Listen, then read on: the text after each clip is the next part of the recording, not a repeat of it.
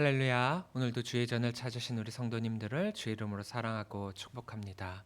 오늘의 때를 주신 하나님께 감사하며 우리를 품어주시고 자녀 삼아주신 그 하나님께 영광의 찬양 올려드리도록 하겠습니다.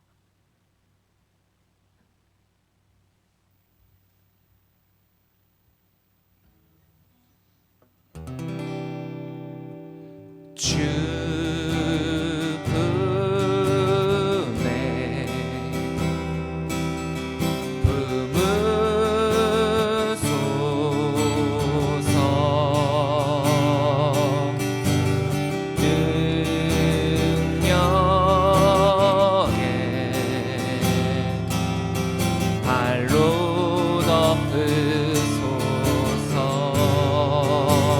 거친 파도 날 향해 와도 주와 함께 날아오르래. 고픈 가운데 나의 영혼 잠잠하게 주보리라. 주님 안에 나 거하리.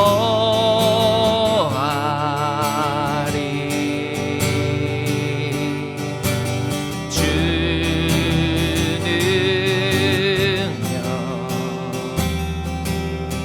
나 잠잠케 되리. 거친 파도 날 향해 와도 주와 함께 날아오르래.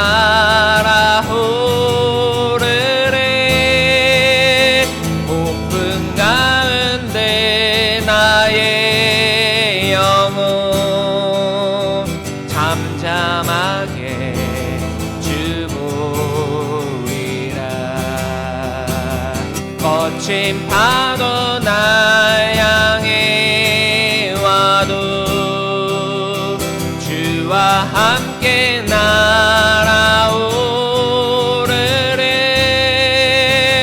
고픈 가운데 나의 영혼 잠잠하게 주보리라. 힘들고 지쳐 낭망하고 넘어져 일어날 힘 전혀 없을 때에 조용히 다가와 손잡아 주시며 나에게 말씀하시네. 나에게 실망하며 내 자신 연약해 고통 속에 눈물 흘릴 때에 못자국 난 그 손길 눈물 닦아주시며 나에게 말씀하시네. 너는 내 아들이라. 너는 내 아들이라. 오늘날 내가 너를 낳도다. 너는 내 아들이라. 나의 사랑하는 내 아들이라. 힘들고 지쳐 힘들고 지쳐 낭망하고 넘어져 일어날 일 전혀 없을 때에 조용히 다가와 손잡아 주시며 나에게 말씀하시네. 나에게 실망하고 내 자신 연약해 고통 속에 눈물 흘릴 때에 자국 난 그 손길을 닦아주시며 나에게 말씀하시네. 너는 내 아들이라. 너는 내 아들이라. 오늘날 내가 너를 낳도다. 너는 내 아들이라. 나의 사랑하는 내 아들이라. 언제나 변함없이 너는 내 아들이라.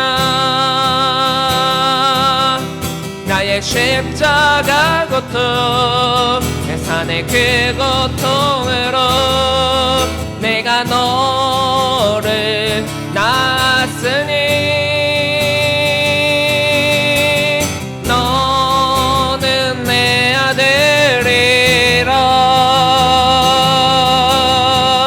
오늘날 내가 너를 낳도다. 너는 내 아들이라. 나의 사랑하는 내 아들이라. 나의 사랑하는 내 아들이라.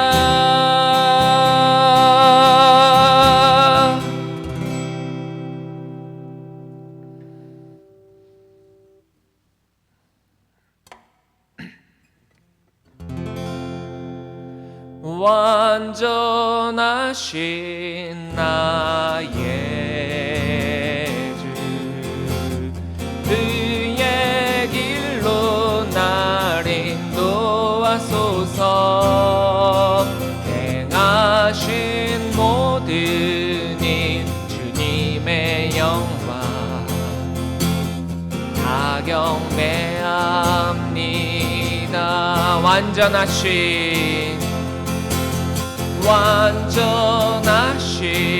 나의 주, 그의 길로 날 인도하소서.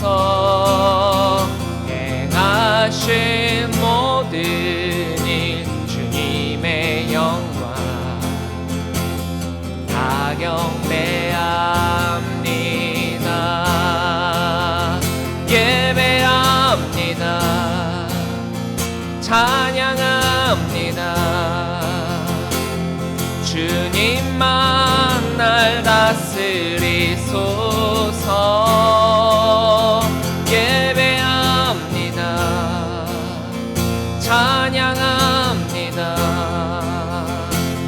주님 홀로 높임 받으소서. 예배합니다. 예배합니다. 찬양합니다. 주님만 날 다스리소서. 예배합니다. 찬양합니다.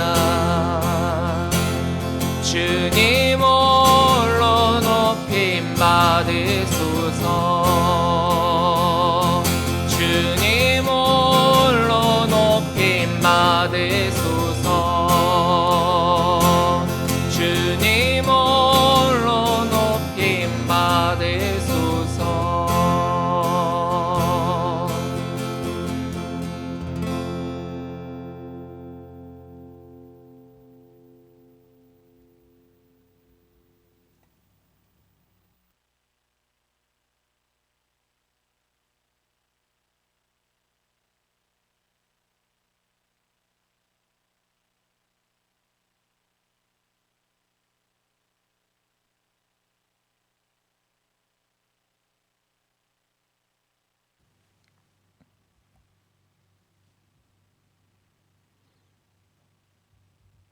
다 함께 사도신경으로 신앙 고백 하시겠습니다.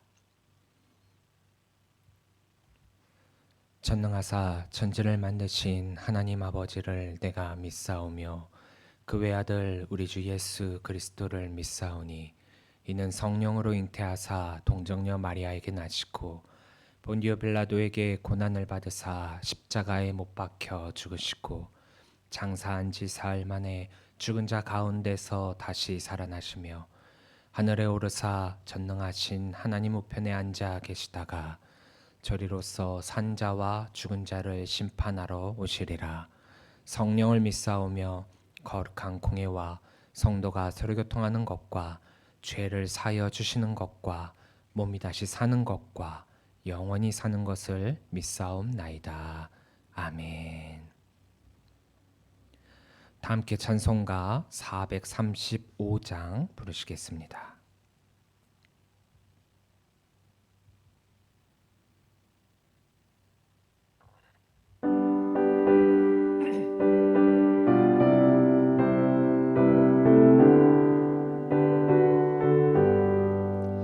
나의 영원하신 계여 생명보다 귀하다. 나의 갈 길 다가도록 나와 동행하소서.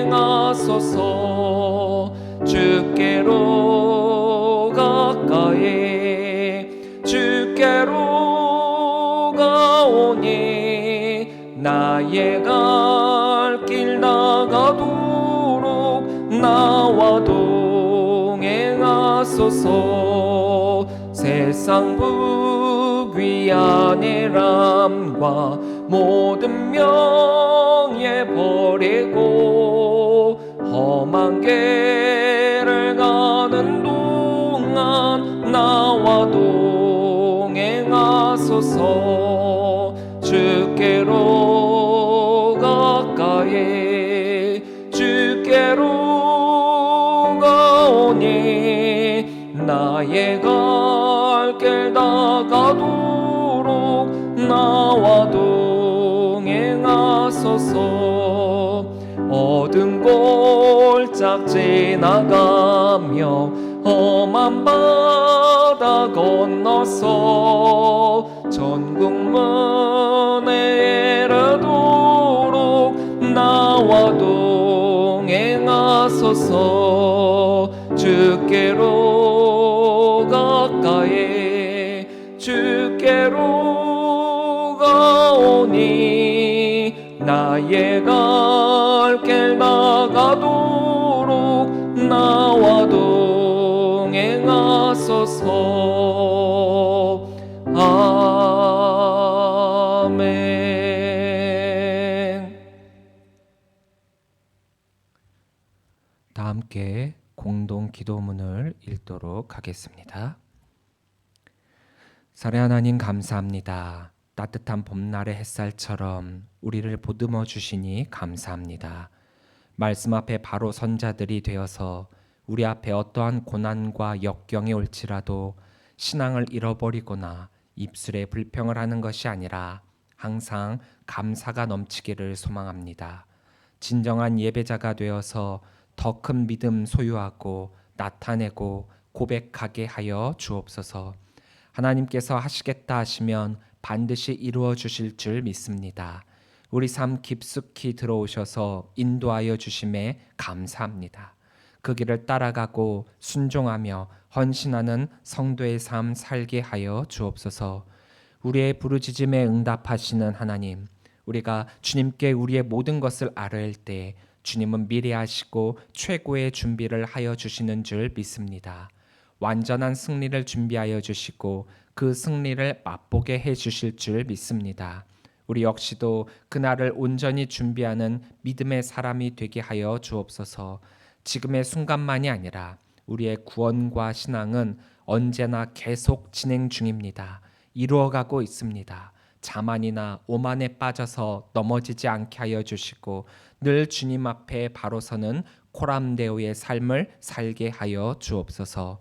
많은 문제와 어려움, 고민과 두려움을 가진 성도들이 있습니다. 우리들의 힘만으로는 할 수 없사오니 주님 능력 주시고 해결하여 주옵소서. 그래서 주님만을 바라보며 나아가 승리하는 한 주간이 되기를 원합니다. 유월절에 어린 양이 되셔서 우리의 죄를 사해 주시기까지 그 희생과 사랑으로 우리를 이끌어 주신 것 감사합니다. 그 주님을 향한 믿음의 고백을 하는 성도가 되게 하여 주옵소서. 모든 것 주님께 감사를 드리오며 예수님의 이름으로 기도합니다. 아멘. 다 함께 봉헌 찬양 나의 모습 나의 소유 찬양하시겠습니다.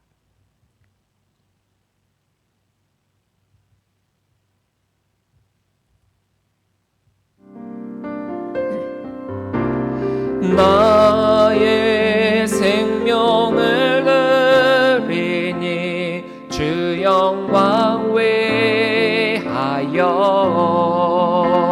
사용하옵소서. 내가 사는 날 동안에 주를 찬양하며 기쁨의 짐을 되리. 나를 받아 주소서.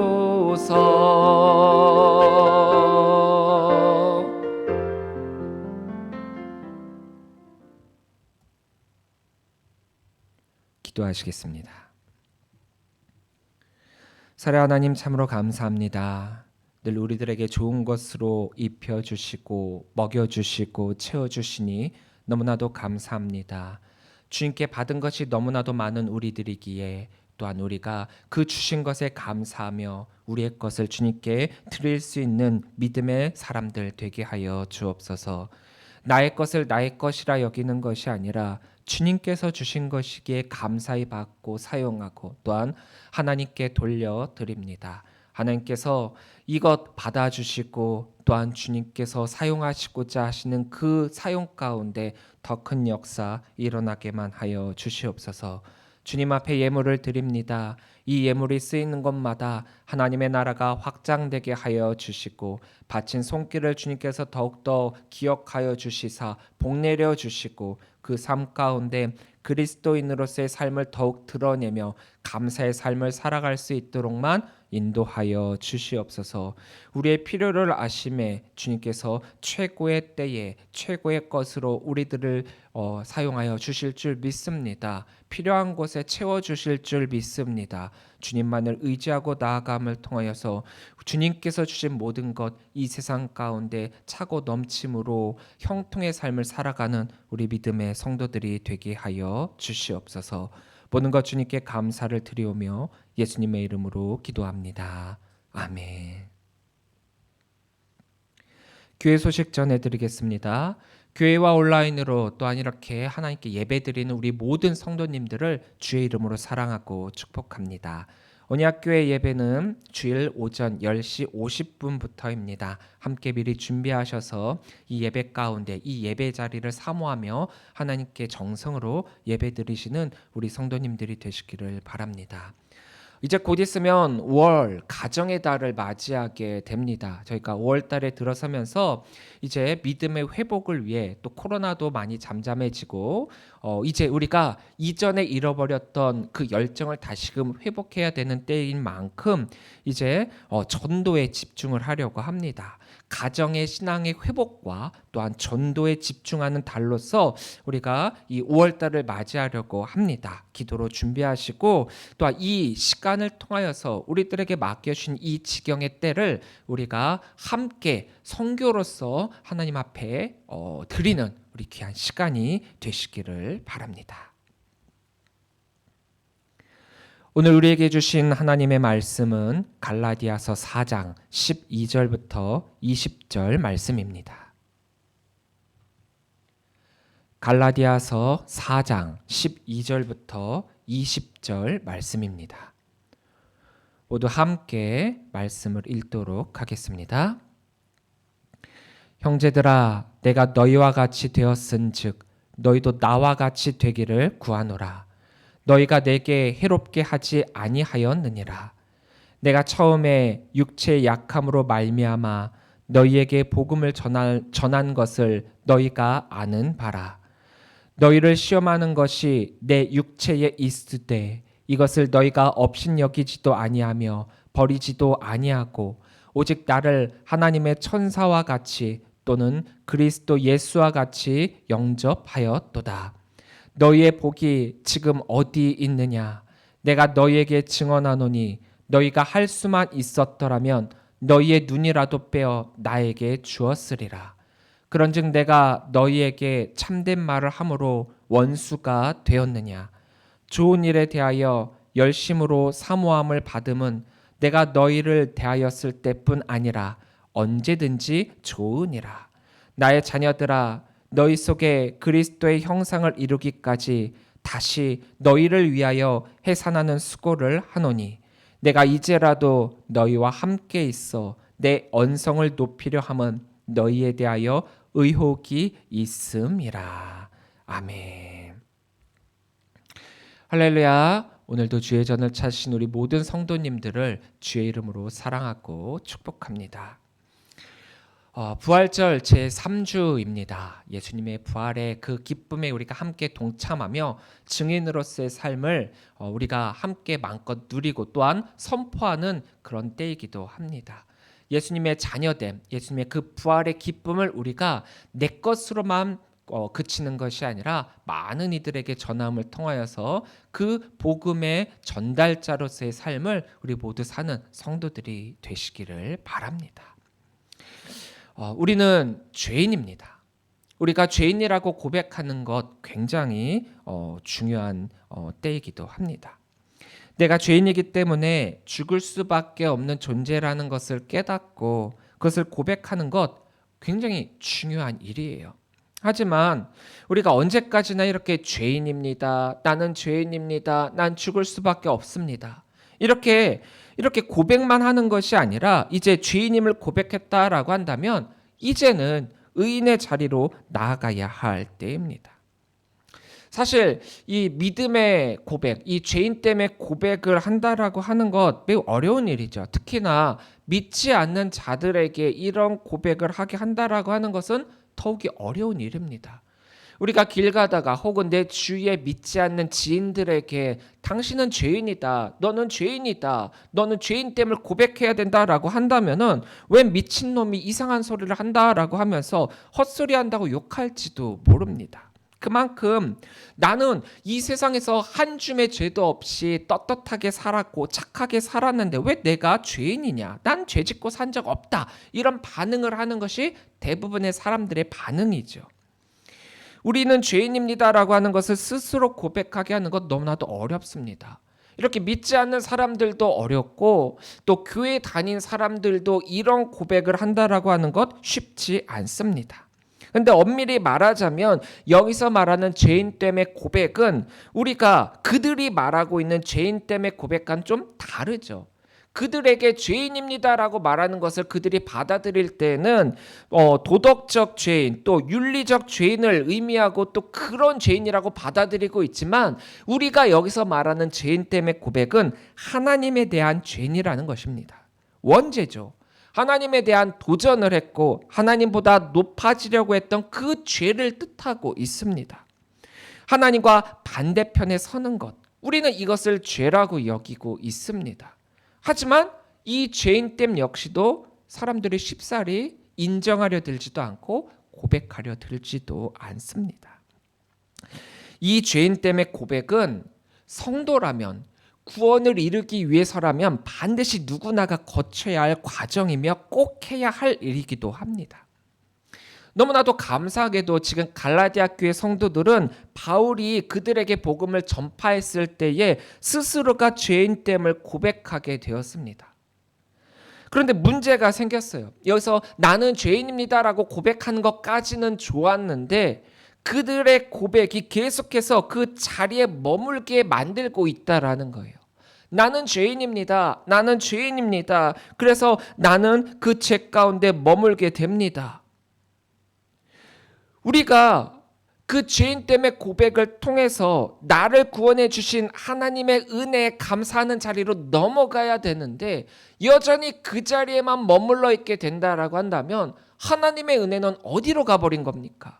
예수 그리스도의 십자가의 희생은 어떻게 되는 것입니까? 예수 그리스도로 말미암아 구원을 받게 된 모든 사람들은 이제 이 죄 가운데 머물러 있을 필요가 없다라는 거예요.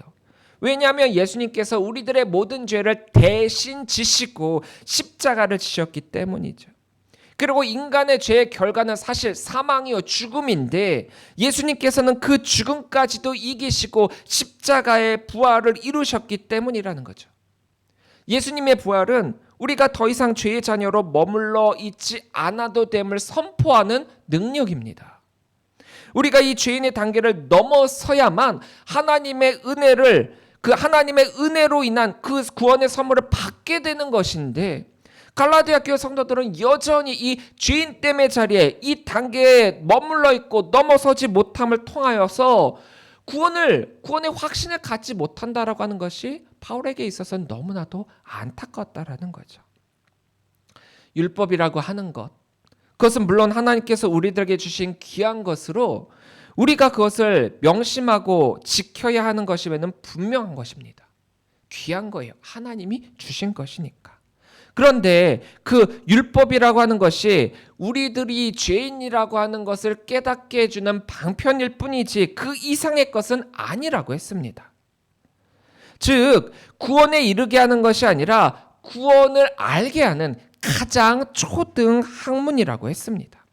우리는 죄인이니까 죄인됨을 깨닫고 고백하고 하나님 앞에 엎드러짐을 통해서 그 다음 단계인 하나님의 은혜의 단계로 넘어가야 하는데 자꾸만 머뭇머뭇거리면서 그 자리에 머물러 있게 되고 그 자리에서 나는 구원을 받을 수 있다라고 하는 그런 망상에 빠져 있다라는 겁니다.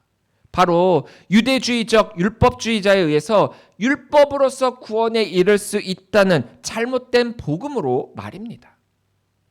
율법을 지키는 것만으로는 하나님의 은혜의 자리로 넘어가지 못합니다.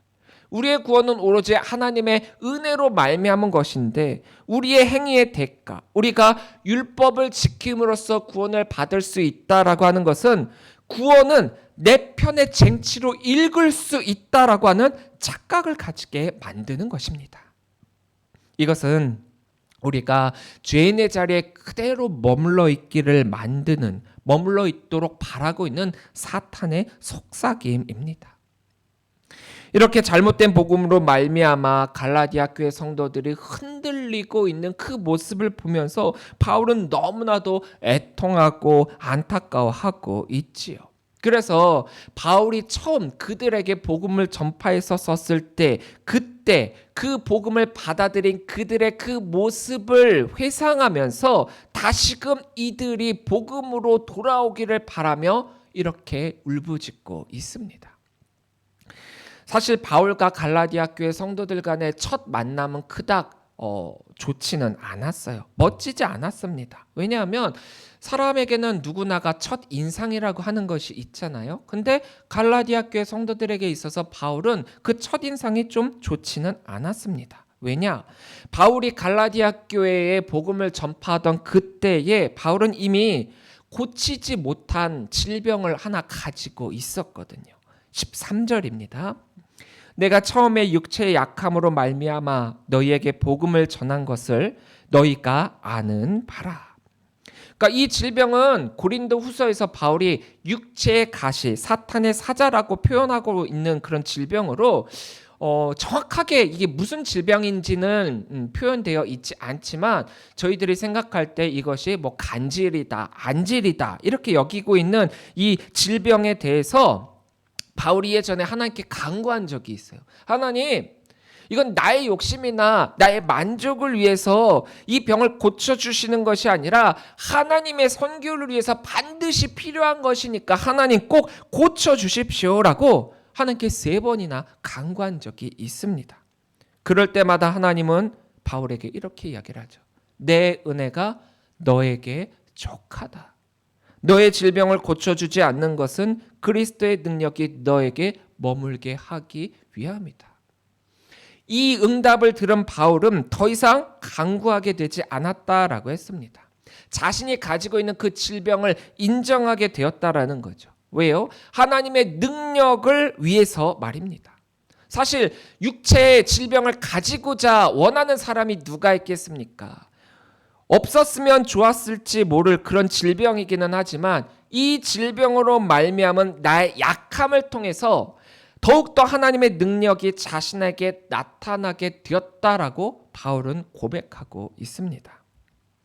여러 계시를 받은 것은 지극히 크므로 너무 자만하지 않게 하시려고 내 육체의 가시 곧 사탄의 사자를 주었으니 이는 나를 쳐서 너무 자만하지 않게 하려 하심이라. 이것이 내게서 떠나가게 하기 위하여 내가 3번 주께 간구하였더니 나에게 이르시기를 내 은혜가 내게 족하도다. 이는 내 능력이 약한 데서 온전하여 짐이라 하신지라. 그러므로 도리어 크게 기뻐함으로 나의 여러 약한 것들에 대하여 자랑하리니 이는 그리스도의 능력이 내게 머물게 하려 함이라. 이 바울의 고백 얼마나 위대하고 멋집니까? 하나님을 위해서 이 병을 고쳐달라고 하기는 했지만 하나님께서 말씀하시기를 그것이 그 약함이 도리어 너의 강함이 될 것이고 하나님의 능력이 될 것이다 라고 하는 그 응답을 통하여 그것을 붙들고 나아가 붙잡고 이제 선교를 시작했다라는 거죠. 바울의 고백이고 바울의 간증입니다. 그런데 일반적으로 몸이 연약한 자를 바라보는 시선은 어떻습니까? 갈라디아 교회 성도들은 이 바울을 어떤 시선으로 바라보고 있었을까요? 14절입니다. 너희를 시험하는 것이 내 육체에 있으되 이것을 너희가 업신여기지도 아니하며 버리지도 아니하고 오직 나를 하나님의 천사와 같이 또는 그리스도 예수와 같이 영접하였도다. 바울의 이 질병에 대해서 바울의 적대자들은 이 질병이 그 바울을 공격하는 공격거리가 되었었어요. 신명기에는 율법을 지키지 않는 자가 받을 저주의 종류가 몇 가지 제시되어 있는데 그 중에 치유받지 못하는 질병이 포함되어 있었습니다. 고쳐지지 않는 질병을 가지고 있다라고 하는 것 그 자체가 율법을 지키지 않은 하나님의 저주니까 너는 율법을 지키지 않음으로 하나님의 저주를 받은 것이다 라고 그렇게 공격을 했다라는 거예요.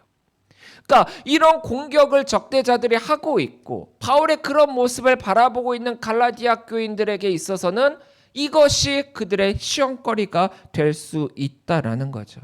근데 너무나도 감사하게도 복음만을 전했던 이 바울에게 있어서 이 육체의 질병은 선교의 장애물이 된 것이 아니라 도리어 이 질병을 가진 바울의 편에 서서 바울을 지지하게 만드는 방편이 되고 있었습니다. 그렇잖아요. 육신의 질병과 그가 전한 복음과는 아무런 상관이 없잖아요. 그가 아프다고 해서 복음이 바뀌는 것도 아니고 그가 죽을 병에 걸렸다라고 해서 복음이 가짜가 되는 게 아니라는 겁니다. 하지만 대적자들의 주장에 있어서 이러한 모습은 갈라디아 교회 성도들로 하여금 시험거리는 될 수 있는 거였습니다. 그럼에도 불구하고 이 갈라디아 교회 성도들은 이 적대자들의 주장을 받아들인 것이 아니라 바울이 전한 그 복음을 받아들이게 됩니다. 근데 어떻게 받아들이냐? 어느 정도로 받아들이게 되느냐? 15절이에요. 너희의 복이 지금 어디 있느냐? 내가 너희에게 증언하노니 너희가 할 수만 있었더라면 너희의 눈이라도 빼어 나에게 주었으리라. 고대 사회에서 가장 심한 고문 중에 하나가 바로 눈을 빼는 거예요. 이 눈을 빼는 이 고문이 가장 심한 고문입니다. 근데 바울에 대한 갈라디아 교회 성도들의 신뢰가 어느 정도였냐라고 한다면 바울을 위해서 나의 그 눈을 빼어줄 만큼 그를 신뢰하고 그가 당한 어떤 고난을 내가 대신 받고자 하는 그런 열심이, 그런 신뢰가 그들에게 있었다라는 거죠. 바울이 받는 그 고난을 내가 받을 수만 있다면 내 눈을 빼어주는 것까지라도 할 수 있었다라는 거예요. 이 정도로 복음으로 말미암은 갈라디아 교회 성도들 간의 신뢰가 이 둘 사이에 있었다라는 겁니다. 얼마나 바울을 의지하고 있었다라고 하는 것이 이 말을 통해서, 이것을 통해서 우리가 알 수가 있죠. 언제 그랬느냐? 갈라디아 교회에 바울이 복음을 처음 전했던 그때 말입니다. 그래서 바울이 이 당시를 다시금 회상하며 이들이 가졌던, 받아들였던 그 복음을 다시금 깨닫게 만들고 있는 것입니다. 얼마 전에 목회자 구인란에 제가 한 전도사님이 올린 글을 보게 되었습니다. 목사가 너무나도 되고 싶은데 자신을 뽑아주는 곳이 없다라는 거예요. 열심히 할 거고 또 여러 자격증도 있고 내가 할 수 있는 게 많으니까 꼭 뽑아달라는 겁니다. 이력서를 한 MSG 조금 쳐갖고 200통 정도를 써서 보냈대요. 그럼에도 아무도 자신을 써주는 곳이 없어서 여기에 글을 올리게 되었다라는 겁니다. 좀 늦게 목회를 시작을 해서 보통의 목회자들보다 나이도 조금 많아요. 그러나 자격증도 많고 시험 점수도 높고 열심도 있고 할 수 있는 게 많기 때문에 뽑아만 주면 열심히 하겠다라고 거기에 글이 올려져 있었습니다. 또 비슷한 구인을 유튜브에서도 본 적이 있어요. 저는 이 두 분이 어떤 분이신지 잘 모릅니다. 그런데 이 두 분의 구인 광고를 보면서 비슷한 점을 하나 발견을 했어요. 공통적인 부분이 있더라고요. 바로 몸이 불편하신 분들이라는 거예요. 한 분은 지체 장애인이셨고 또 한 분은 소아마비를 가지신 분이셨습니다. 많은 교회가 목회자를 청빙할 때 이렇게 지체적으로 장애가 있으신 분들을 청빙하는 것은 굉장히 꺼리는 경향이 있어요. 왜냐하면 교인들은 이 목회자를 통해서 돌봄을 받고 섬김을 받고 싶어하는 것이 더 큰데, 만약 몸이 불편한 목회자를 모시게 된다라고 한다면 교인들이 이 목회자를 도리어 섬겨야 하는 경우가 더 클 터인데 그게 부담이 된다라는 거죠. 여러분들도 알다시피 목회자들이 해야 될 일이 꽤 많이 있습니다. 물론 소수의 교회 잘 알지 못하는 분들은 목사가 하는 게 뭐가 있냐, 설교만 하고 신방만 하면 되는데 그렇게 바빠가지고 할 일이 많아서 바쁘냐 하시는 분들이 있는데, 여러분들이 생각하는 것보다 목사가 하는 일이 꽤 많이 있습니다.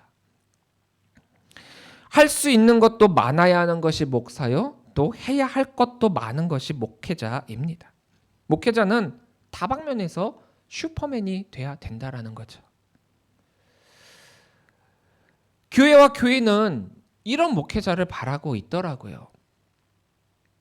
건강한 모습으로 많은 것을 해낼 수 있는 목회자를 더 신뢰하고 원하고 바라고 있지, 아프고 어딘가 어눌하고 부족한 것이 많은 목회자, 또 목회자를 통해 돌봄을 받고 또 케어를 받고 싶은데 그게 아니라 도리어 자신들이 돌봐야 하는 목회자라면 고개를 갸웃거리는 것이 바로 오늘날입니다. 그런데 그런 바울을 받아들였던 것이 바로 그 갈라디아 교회 성도들이라는 거예요. 물론 바울이 가진 그 질병이 매번 나타나고 늘 상시적으로 그들에게 피해를 주는 그런 질병은 아닙니다. 어쩌다가 만에 한 번 정도 나타나는, 아주 가끔 나타나는 현상이었겠죠. 하지만 사람들은 대부분 그 한 번을 책잡고 안 된다라고 합니다.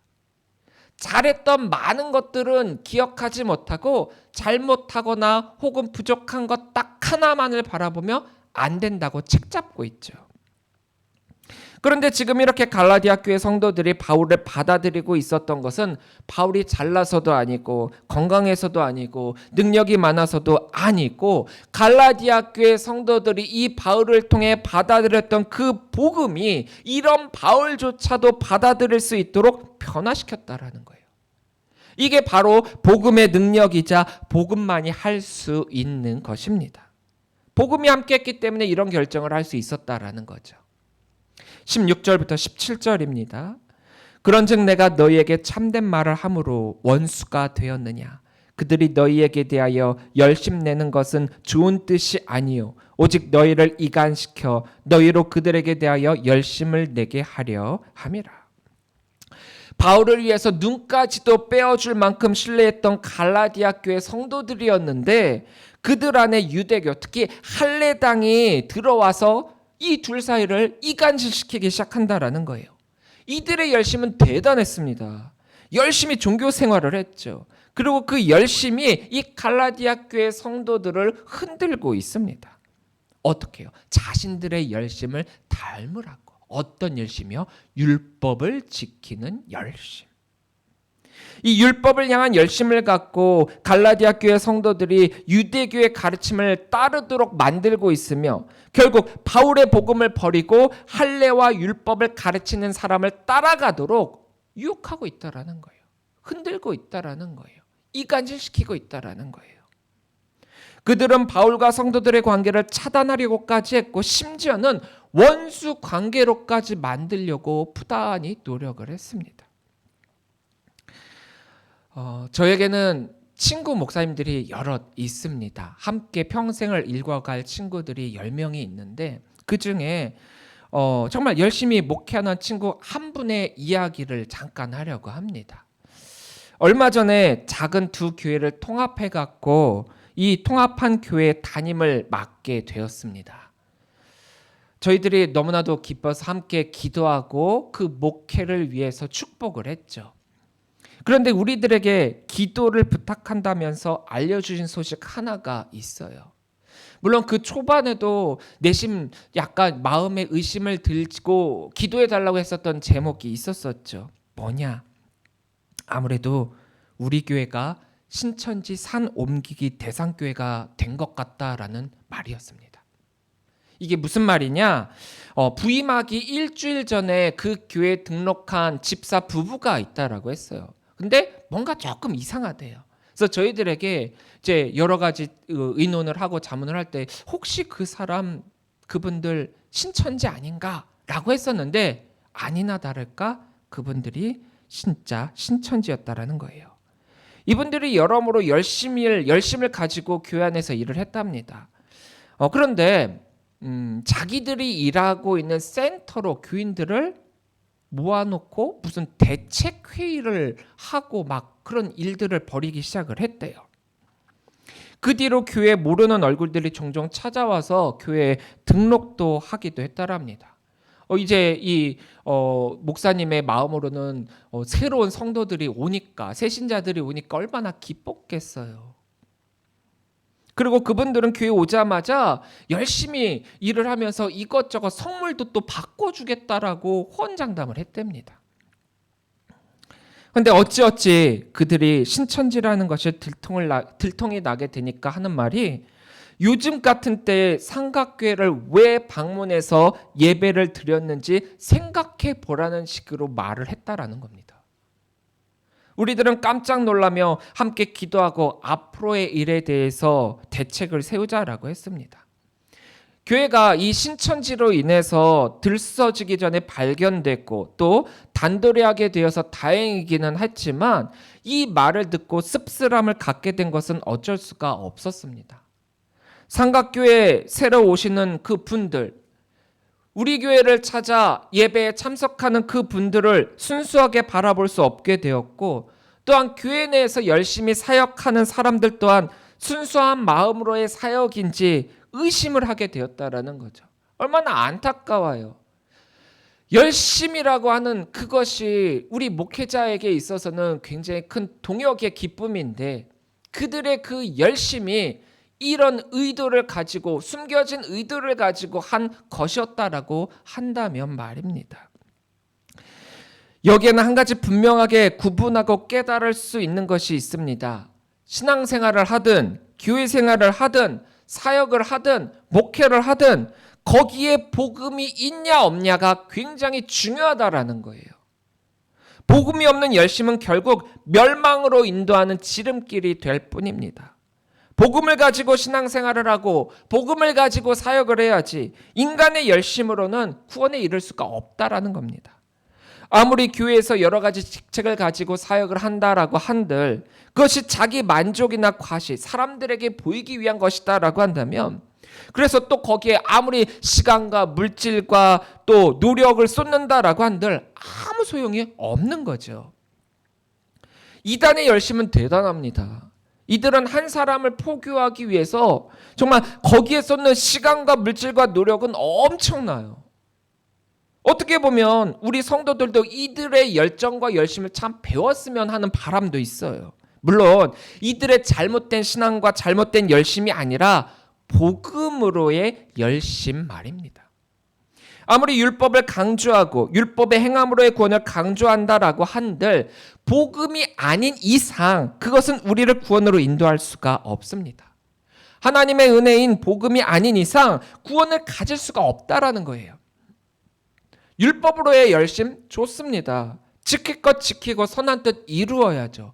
예수님도 율법을 지키지 말라 말씀하신 게 아니라 지키라라고 하셨어요. 사역으로의 열심 좋습니다. 하나님께서 명령하시고 꼭 해야만 하는 사역이라면 그 말 그대로 목숨까지 바쳐 내어놓고 그것을 해야죠. 하지만 그 열심은 반드시 복음 안에서의 열심이어야 합니다. 복음을 위한, 복음을 향한, 복음에 대한 열심이 아니라면 인간의 행위로의 자랑밖에 되어지지 않기 때문입니다.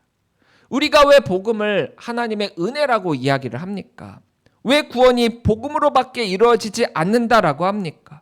복음은 우리가 이런 걸 한다라고 한들 저런 걸 한다라고 한들 가질 수 있는 것도 아니고 주어지는 것도 아니고 우리가 어떠한 것으로도 소유할 수 없는 것이요. 우리가 값을 치를 수 없는 너무나도 초월적인 값어치의 것이기 때문에 그것이 은혜요 선물이라고 말을 하는 것입니다.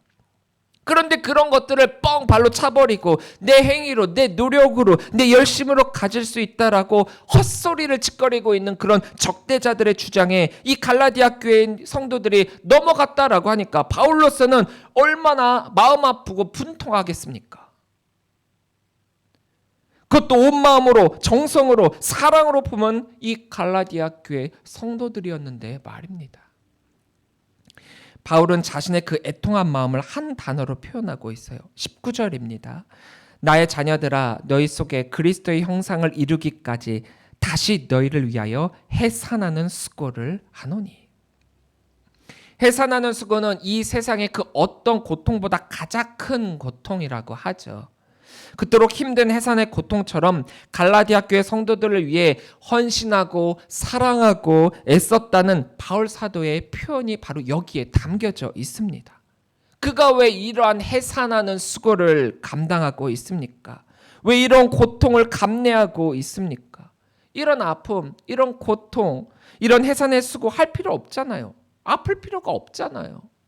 고통스러울 필요도 없잖아요. 그럼에도 바울이 이렇게 해산의 수고를 갖고 있는 그 까닭은 그 해산의 수고를 잊어버릴 수 있게끔 만드는 사랑이 그 앞에 담겨져 있기 때문입니다. 성도는 해산하는 수고로 낳은 자녀입니다. 사랑을 듬뿍 받은 자녀입니다. 복음으로 성장하는 자녀입니다. 바로 예수님께서 이런 심정으로 그 무겁고 고통스러운 십자가를 지신 것이죠. 해산하는 고통 그 이상의 고통까지도 죽음까지도 맞이하면서 베풀어 주신 것이 바로 우리를 향한 사랑입니다. 이런 해산의 수고로 우리를 낳으셨습니다. 그런데 그 자녀들은 그 부모의 고통과 희생을 생각하지 않고 은혜로 베풀어 주신 그 구원이 별것 아닌 양 치부하면서 그냥 사춘기 소년 마냥 자기 마음대로의 생활을 하고 잘못된 길로 가고 있지 않았습니까? 복음을 처음 알았던 그 처음의 순간, 여러분들도 그 순간은 잊지 않았을 거예요. 갈라디아 교회 성도들도 분명 그 순간만큼은 잊지 않았을 겁니다. 복음이 있었을 때 그 복음의 참 진리가 바울을 받아들일 수 있게 했었던 것처럼 반대로 이야기하면 지금 이들이 바울과 갈라지게 되는 그 이유는 그들에게 복음이 없고 그들이 복음을 잃어버렸기 때문이라는 거죠. 지금 그 믿음을 저버리고 율법적 행함을 중시하고 율법으로의 구원을 주장하고 있는 그것은 그들에게 구원을 줄리 만무하다라는 사실을 그들은 깨닫지 못하고 있다라는 거예요.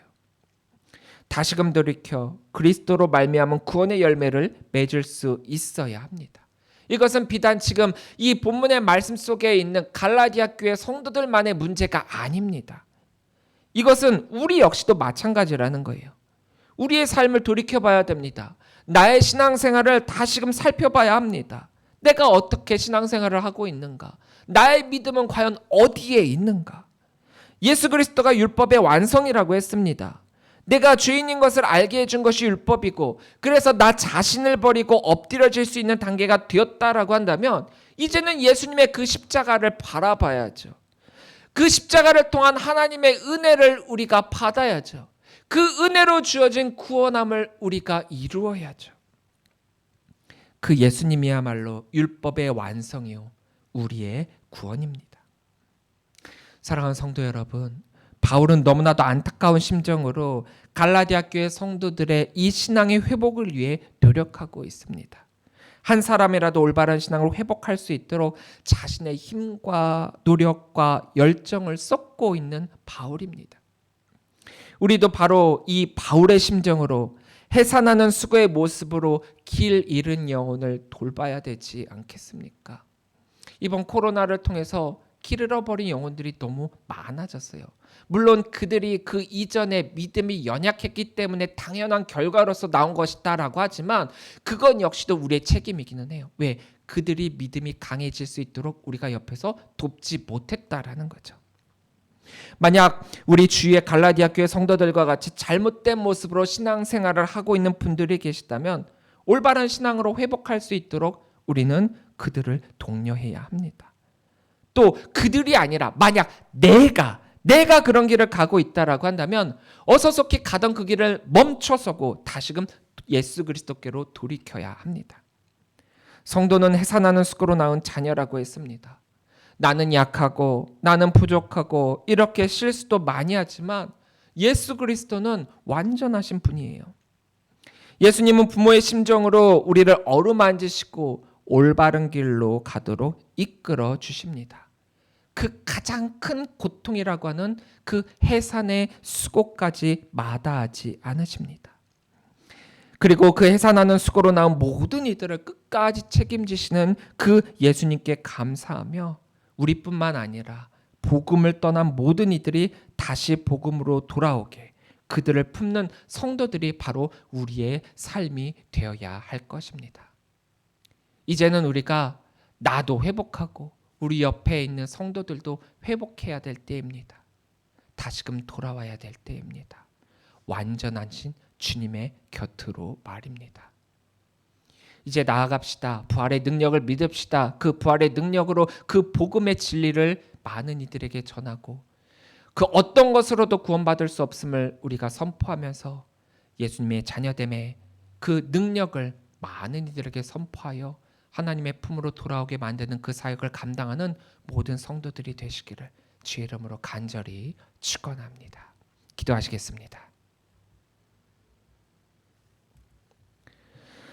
사랑의 하나님 참으로 감사합니다. 십자가를 지시고 죽음에 이르기까지 우리를 사랑하셔서 해산하는 고통으로 그 수고로 우리를 낳아주신 것 너무나도 감사합니다. 주님의 은혜로 우리가 구원함을 받게 되었사오니 우리가 다시금 죄의 자리로 머물러 있지 않는 자 되게 하여 주시고 구원으로 나아가는 믿음의 성도들 되게 하여 주옵소서. 우리를 흔들고 우리를 이간질시키는 많은 것들이 있습니다. 특히나 우리 믿는 성도들을 다시금 사탄의 자녀로 끌어내리기 위해 흔드는 많은 이단의 괴계가 있습니다.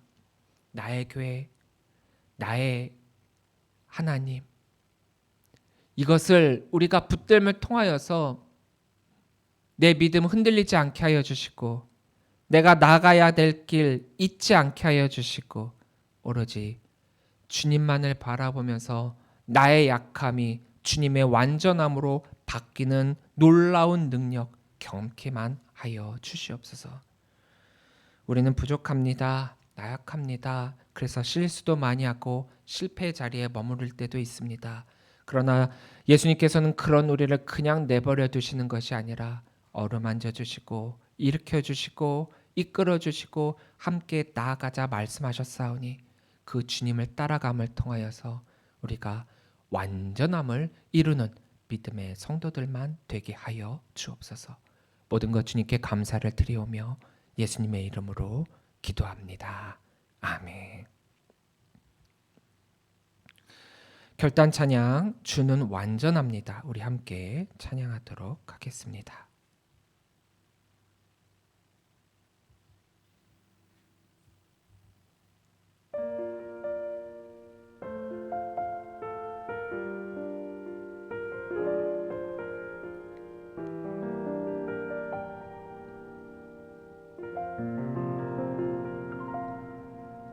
주여 우린 연약합니다. 우린 오늘을 힘겨워합니다. 주 뜻 이루며 살기에 부족합니다. 우린 연약합니다. 주여 우린 넘어집니다. 오늘 하루 또 실수합니다. 주의 긍휼을 구하는 죄인입니다. 우리 주만 바라봅니다. 한없는 주님의 은혜 온 세상 위에 넘칩니다. 가릴 수 없는 주 영광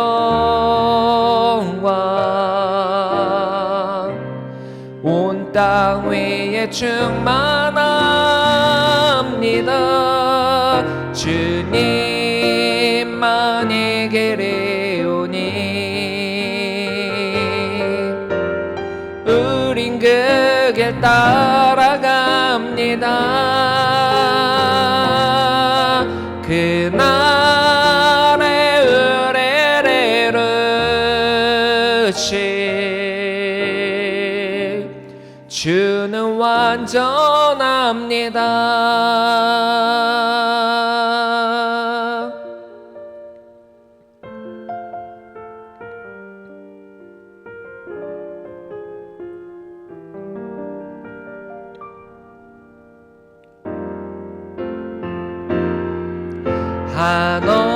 한없는 주님의 은혜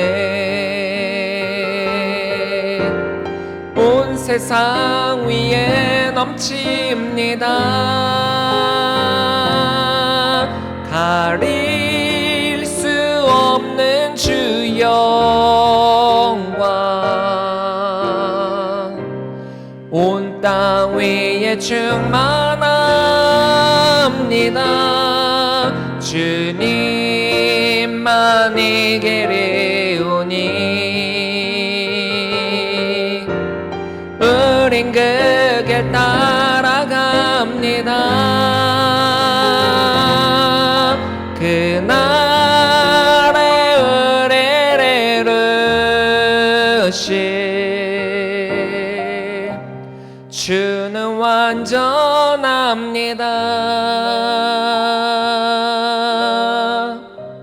주는 완전합니다.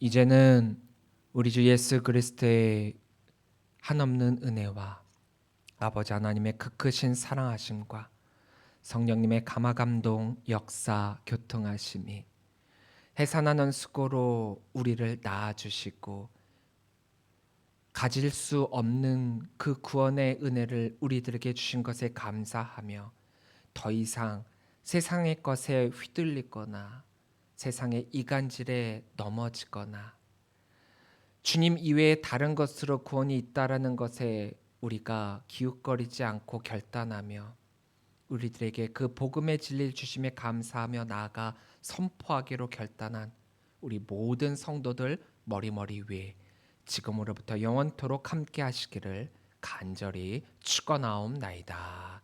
아멘.